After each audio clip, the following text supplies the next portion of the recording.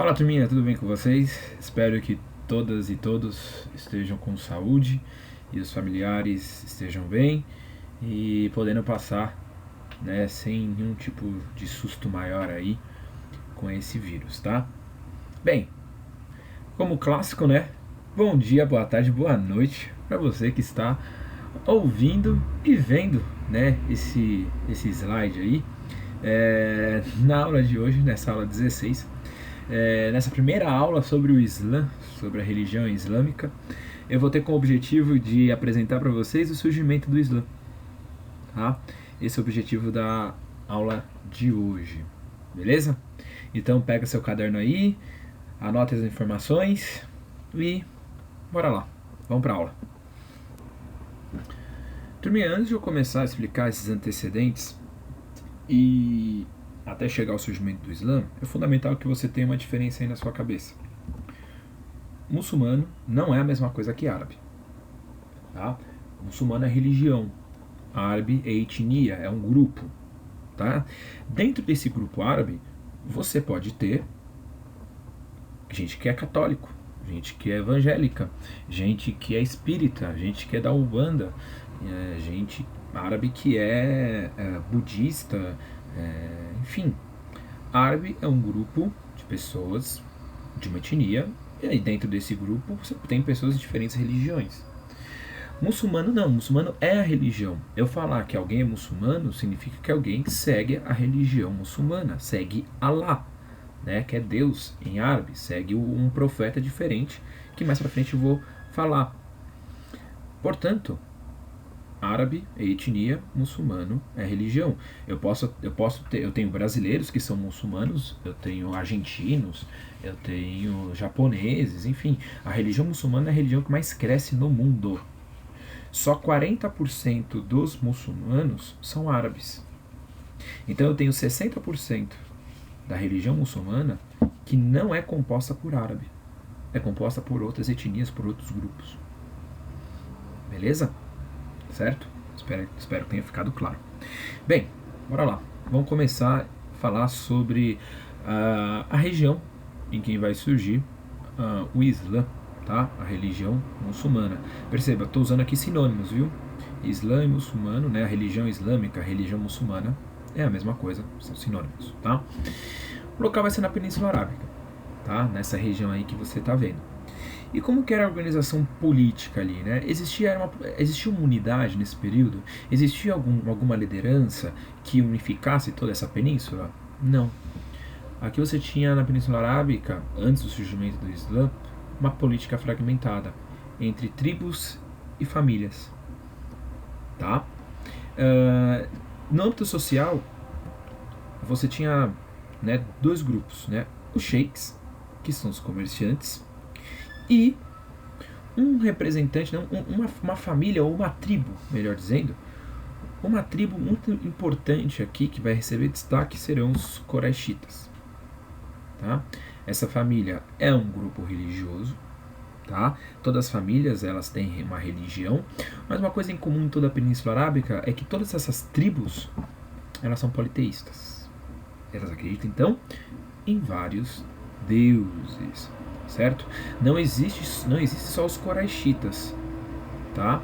Mas eu estou dando destaque aqui aos Quraishitas porque o representante do Islã, o profeta do Islã, vai surgir dessa tribo. Mas você tem outras tribos espalhadas por toda a Península Arábica e com cada tribo, famílias aí, tem os seus deuses, tá? E onde é que eles cultuam esses deuses, né? Qual que é o local? Meca. Meca é o local dos santuários. Então Meca é um local em que todos vão peregrinar, desculpa, tá? Todos irão a Meca para cultuar os seus deuses, deixar os seus deuses lá em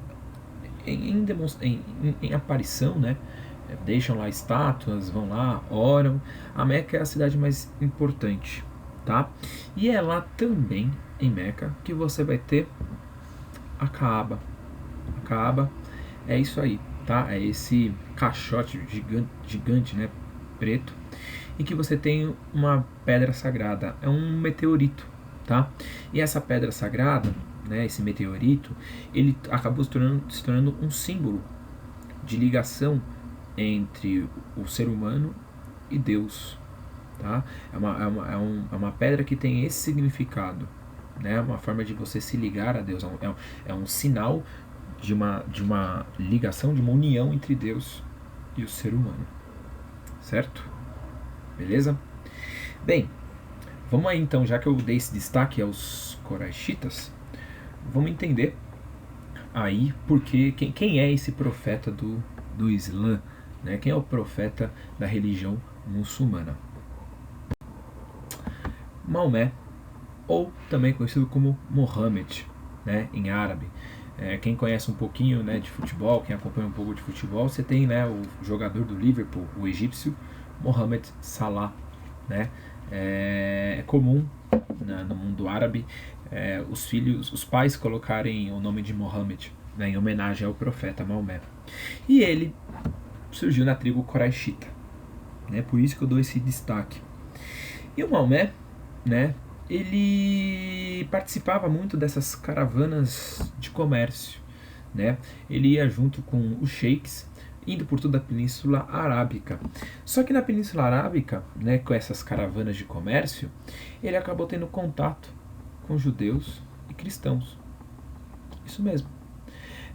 Eu estou aqui no ano 570 depois de Cristo. Cristo já passou pela terra, os apóstolos começaram a espalhar o cristianismo, né, a palavra do Deus cristão, e Maomé tem contato com judeus e quem é cristão. Até que, no ano de 610, Maomé tem uma revelação de um anjo Gabriel. Anjo Gabriel chega a Maomé e fala, dá uma missão a ele. E fala, Maomé, você vai ser guiado por Deus, guiado por Allah, e vai dizer que na verdade existe somente um Deus e não vários deuses. Aí você pode estar pensando, mas eu já ouvi falar desse anjo Gabriel. Tem uma história aí famosa em que esse anjo aparece, né? Em que história é essa? A história de Jesus Cristo. É o mesmo anjo que vai até Maria e diz que ela está esperando o Filho de Deus, Jesus Cristo. Ora, aí você fala, mas espera aí, mas muçulmano é uma coisa, cristão é outra, são religiões totalmente diferentes, você tem um racha aí, como assim? Espera aí, o mesmo anjo? Não estou entendendo direito. Por que o mesmo anjo que aparece no cristianismo vai ser o mesmo anjo que vai aparecer para Maomé do Islã? Então, senhoras e senhores, essa é a coisa mais interessante quando a gente estuda o Islã, essa semelhança ou essa aproximação entre o Islã e a religião cristã. Se liga lá. Aqui eu vou mostrar duas imagens, né? Uma imagem aqui do Maomé recebendo o anjo Gabriel. E aqui o Maomé com a Kaaba, né? Ele aqui orando em frente a essa pedra sagrada. Turminha, uma coisa interessante dizer aqui, você tem uma diferença entre essas duas imagens, que é a seguinte.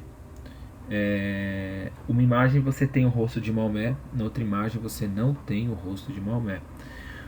Isso aí tem uma diferença, tá? Você tem alguns grupos dentro do Islã, você tem uma diversidade de grupos, eu vou tratar isso mais pra frente. Mas existe uma regra no Islã em que é proibido você retratar o rosto do profeta. Bem, então você pode dizer, professor, então aqui da esquerda não foi um desenho feito por algum muçulmano. Não, pode ser que tenha sido feito por um muçulmano. Mas um muçulmano não tão radical, não tão fundamentalista. Esses termos a gente vai chegar lá no final da aula, vocês vão entender, tá? Mas eu vou usar o termo radical, tá? Então, isso é interessante. Na regra, você não pode retratar o rosto do profeta, né? Como a imagem aqui da direita respeita essa regra. Tudo bem? Beleza? Bem, bora lá então. Vamos continuar. E eu quero mostrar para vocês então como que o Islã ele está relacionado com o cristianismo e com o judaísmo. Se liga lá no próximo slide. Aqui, turma, você tem uma árvore genealógica, né? Todo mundo conhece a história da Bíblia, né? Você tem lá Adão e Eva, né? Os dois são expulsos do paraíso. E se você seguir, né, lendo a história lá, né, a Gênesis, você vai chegar, né, em Abraão. Abraão é da linhagem de Adão e Eva. E Abraão, ele tem 2 filhos, Isaac e Ismael, né? Com 2 mulheres diferentes, né? Com Isaac tem isso com uma esposa, Ismael é com uma serva, com uma escrava. Da linhagem de Isaac irá surgir as tribos de Israel. Portanto, vai surgir o judaísmo. E quem nasce entre os judeus? Jesus. Jesus é judeu. Jesus nasce dentro dessa tribo judia. No entanto, ele é o enviado de Deus para salvar, né, o povo escolhido por Deus. No entanto, esse povo escolhido nega Jesus e o crucifica. Quem conhece um pouquinho da história de Jesus, quando ele foi crucificado, está lá, né? Rei dos judeus. Crucificado lá. Então, ele sendo... foi uma forma irônica, né? E uma ironia bem pesada, né? Bem, enfim, nem preciso dizer o sofrimento aí do ser, né? De Jesus. Então, eles fizeram uma forma de piada mesmo, né? Colocando ele crucificado, morrendo, está lá, rei dos judeus. E daí então vai surgir o cristianismo, né? Jesus, então, o cristianismo, você tem os judeus e quem é cristão, você tem um rompimento. Os judeus não acreditam que Jesus é o Filho de Deus, né? Para os judeus, eles estão ainda esperando quem é o verdadeiro Filho de Deus. Eles não consideram Jesus Filho de Deus. Então você tem um racha. Você tem o cristão e o judeu. Tá, professor, o que isso tem a ver com aula de Islã? Tem a ver o seguinte, turminha. Abraão tem esse outro filho, Ismael. E é dessa linhagem de Ismael que vai surgir Maomé. Quando eu descobri isso, senhoras e senhores, eu fiquei assim, eu falei, caramba. Então, professor, está querendo dizer que o cristianismo e o judaísmo têm uma relação com o Islã? Exatamente. Quando o islâmico, né, o muçulmano, está cultuando Alá, que é Deus em árabe, ele está cultuando o mesmo Deus do cristianismo. Está cultuando o mesmo Deus do que o judeu. Quando você está na sua igreja, seja católica, evangélica, espírita, né, e acredita que Jesus é o Filho de Deus, e quando você ora, né, reza pro Pai de Jesus, que é Deus, você está orando para Alá também. Porque é o mesmo Deus. É o mesmo Deus. Aqui é o mesmo Deus entre esses 3. Muito louco pensar isso, né? Eu acho incrível isso. Né? Tá aí a mesma árvore. É de Abraão. É de Abraão. Quando eu falar do Alcorão, vocês vão perceber isso de forma mais evidente, que eu vou falar aqui no próximo slide. O Alcorão, gente, é o livro sagrado do muçulmano. É Alcorão, o Corão. E era um livro que foi ditado por Deus, ou por Alá, para Maomé. E nesse livro, Maomé, ele cita Jesus. Jesus é mencionado 25 vezes. Maomé cita a história dos judeus, dos livros do Antigo Testamento, está lá. Né? Jesus, Moisés, né? Percebam, é a mesma linhagem, gente. Isso é incrível.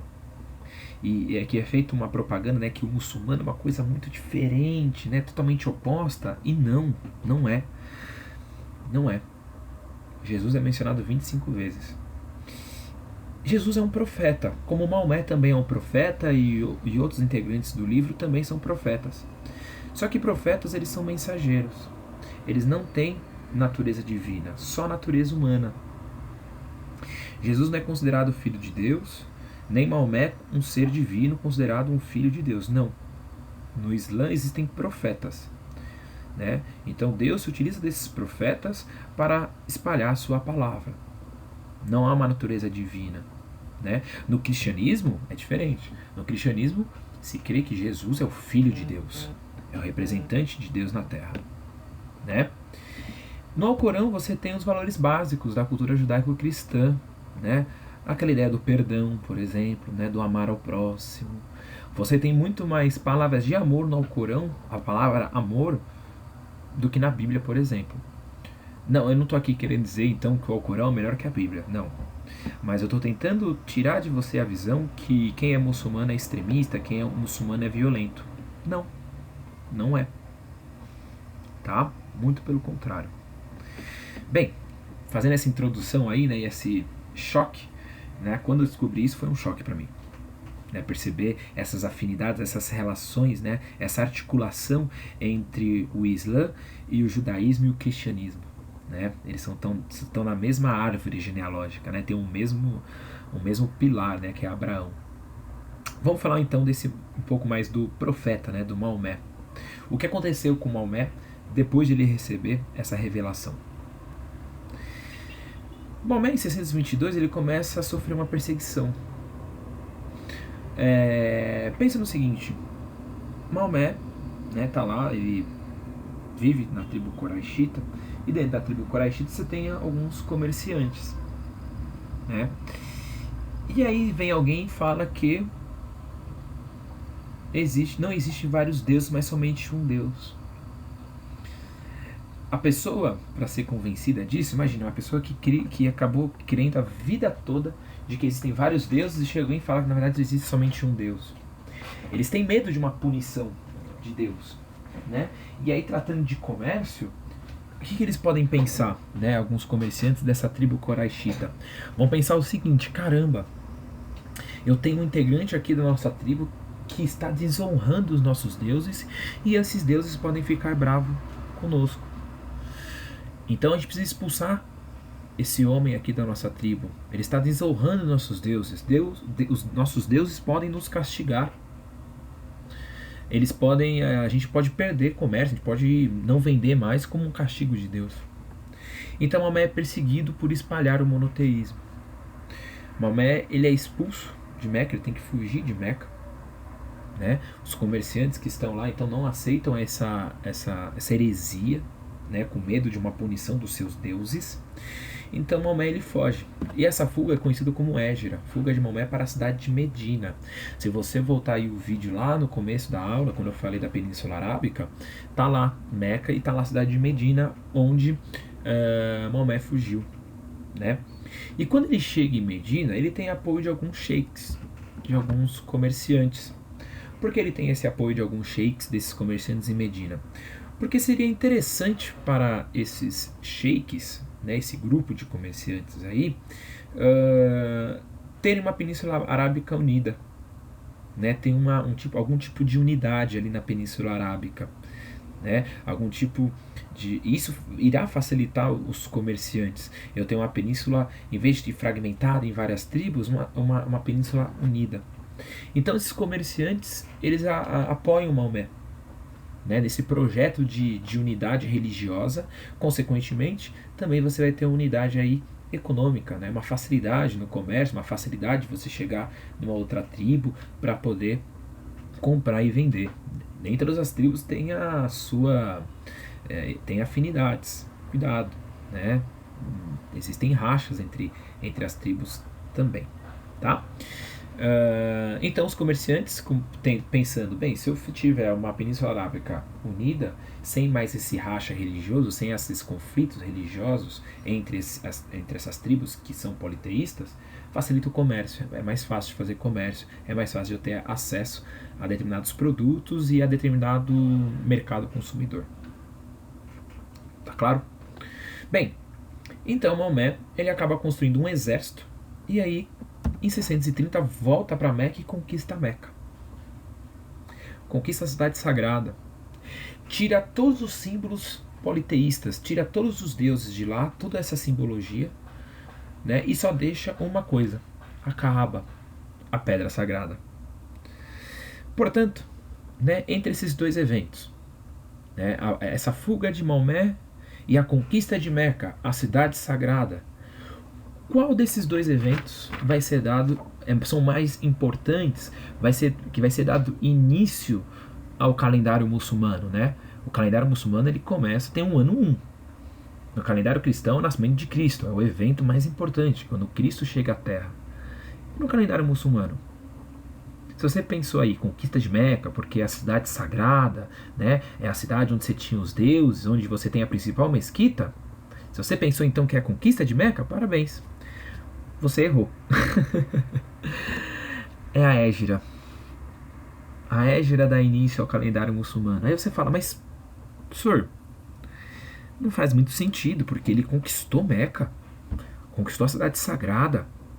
Por que quando ele foge para Medina, vai ser o início do calendário muçulmano? Ora, isso aqui é muito interessante também. A Hégira é um momento de sacrifício de Maomé, em nome de Deus. Quando ele foge para Medina, Maomé deixa sua família para trás, deixa seus amigos, deixa sua cidade. Ele larga tudo em nome de Deus. Ele larga tudo em nome da missão que Maomé tinha com Deus. Então a Hégira é um momento de sacrifício. É difícil você largar. Imagine você largar tudo, seus amigos, sua família. Imagine sua família falando algo pra você, falar, não faça isso, e você fala, não, eu vou fazer porque Deus mandou. Ele largou tudo para colocar o propósito para colocar o propósito de Deus à frente de tudo. Então, é a Hégira, é nesse momento de sacrifício em nome de Deus que vai ser dado o início do calendário muçulmano. É essa questão mais espiritual, não material, nessa conquista de Meca, né? Eu conquistar Meca é uma cidade, é uma questão material, né? Você tem uma simbologia material aí, né? A Hégira é algo totalmente espiritual. Como se a gente for pensar, né? Eu tô largando família, o meu laço familiar, o meu amor, porque eu tô colocando Allah na frente de tudo. Allah acima de tudo. Olha o peso disso. Eu tô largando meus amigos, tô largando minha história, o meu passado. Meu passado vai ser outro. Meu passado vai ser cultuar Allah, não importa o preço disso. Beleza? Pesado, né? Eu acho que é uma coisa. Espero que agora tenha feito sentido para você. A Hégira é um marco muito mais importante do que a conquista de Meca. Tudo bem? Beleza? Bem, continuando. Quando Maomé conquista a Meca, então, ele acaba se tornando um chefe político e um chefe militar. Olha a diferença do profeta Maomé com Jesus. Jesus não é nenhum chefe político e militar, ele é líder religioso. Maomé não, ele vai ter um cargo político. E é o cargo militar. Beleza? Vai ter esse comando, né? A partir de Meca ele vai espalhar o monoteísmo, vai espalhar o Islã, e ele vai ser o grande chefe, o grande comandante. Certo? Beleza? Bem, Maomé então tomando a liderança, quais serão a doutrina, os fundamentos da religião islâmica, né? Quais são as obrigações de um muçulmano? Bora lá. Aqui nesse slide está aqui. Qual que são as obrigações, né, de um islâmico, né? Tem aí os nomes em árabe, mas obviamente você não precisa saber o nome em árabe, tá?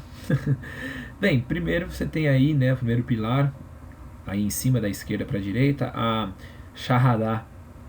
É a recitação e aceitação da crença. Que crença é essa? Que existe um Deus e Maomé é o seu profeta, né? Essa recitação é um Deus e Maomé é seu profeta. Existe um Deus e Maomé é seu profeta, tá? Então essa é a regra, né? Número 1 do Islã, que existe um Deus e Maomé é o profeta. Depois vem a Salat, orar 5 vezes ao dia, e essa oração tem que ser voltada para Meca. Não importa onde você estiver no mundo, você, quando você orar 5 vezes ao dia, você tem que orar, né, como nessa posição em que aí está na foto, em direção a Meca. É muito interessante que a minha irmã, ela fez cursinho, e no cursinho você tinha uma muçulmana.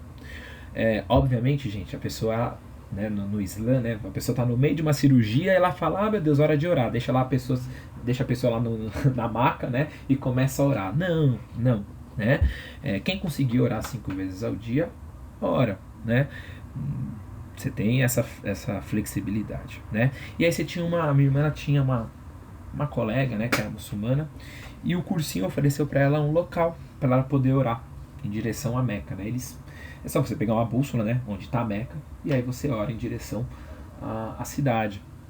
E aí é muito legal a postura do cursinho, né? Oferecer um quartinho, né, em que ela possa orar, né? E nos momentos de intervalo ela ia e orava para Allah. Terceiro pilar, a Hajj, que é uma peregrinação à Meca, né? A pessoa ela tem que ir à Meca pelo menos uma vez na vida, né? Claro, se ela tiver algum problema físico, mental, enfim, aí tudo bem. Mas quem tem saúde, né, saudável, né, e tiver condições financeiras, tem que ir pelo menos uma vez na vida à Meca, né? A gente pode fazer uma relação com quem é católico, né? As pessoas sempre vão para Aparecida, né? Às vezes tem um pessoal que sai de São Paulo a pé até Aparecida para pagar alguma promessa, ou às vezes até de joelho, né? Vai ajoelhado até chegar em Aparecida, né? Aparecida do Norte. Tem uma relação aí, né? É uma semelhança, né? A Meca é a cidade sagrada. Aqui no Brasil, para alguns, a Aparecida do Norte é uma cidade sagrada para o cristão católico, tá? Indo para os dois últimos, a Zakat, a caridade, né? O fazer caridade. Uma dessas caridades, turminha, é alguém financiar a ida de um muçulmano que não tem dinheiro para a Meca, né? Às vezes você pode encontrar num livro, né? Caridade é dar esmola. Não é só isso, tá? Caridade é você ajudar também as pessoas, né? Seja numa questão não só material, mas uma questão de apoio sentimental também, tá? Mas a zakat, ela está relacionada com essa Hajj, né? Quem não tem dinheiro, uma pessoa que tem mais dinheiro, dá dinheiro para essa pessoa mais pobre para ela conseguir visitar a Meca, tá?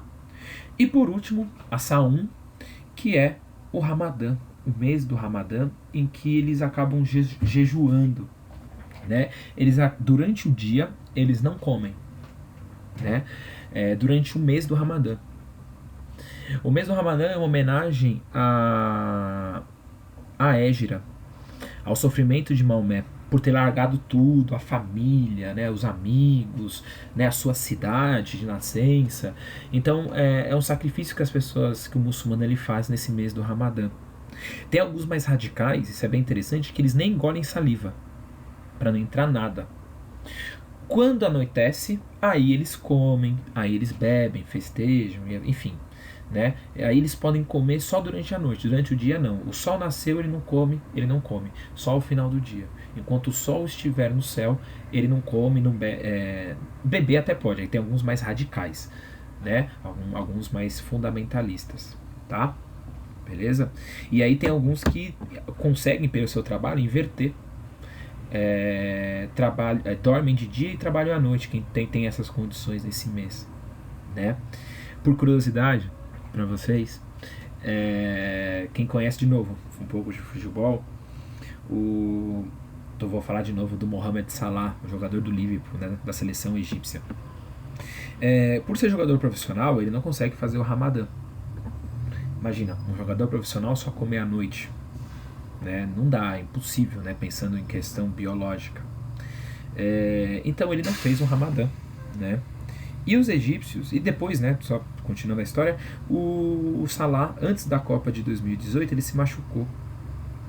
Alguns muçulmanos falaram o seguinte: é um castigo de Allah, porque você colocou o esporte, a Copa do Mundo, à frente do seu Deus. Você não fez igual o Maomé, colocou Deus acima de tudo.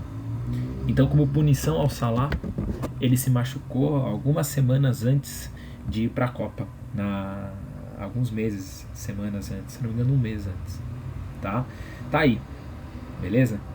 Para vocês aí, a interpretação de cada um, né? Pode ser como castigo de Deus, coincidência, enfim, vai da fé de cada um, beleza? Bem, vamos lá pro último slide, bora lá. Morte de Maomé. Maomé morre em 632, né? 2 anos depois de conquistar Meca. E aí Maomé, quem vai substituir Maomé? Né? Quem é que vai tomar conta dessa Península Arábica unida, né? Quem vai ser o chefe político, militar e religioso dessa península, né? Quem é que vai liderar a religião muçulmana? Será que Maomé indicou alguém, né? Ou alguém tomou conta? Quem é que foi escolhido, né? Será que essa pessoa foi escolhida? Quem é essa pessoa que vai substituir Maomé? Próxima aula, turma. Na próxima aula a gente vai trabalhar isso, né? O pós-Maomé, pós-morte de Maomé. E ali, né, nós vamos entender as divisões dentro do Islã, tá? O surgimento dos sunitas e dos xiitas. Beleza? Certo? Espero que tenham gostado, espero que tenham entendido a aula. Espero vocês aí no próximo vídeo, tá? Um grande beijo, um grande abraço e até lá.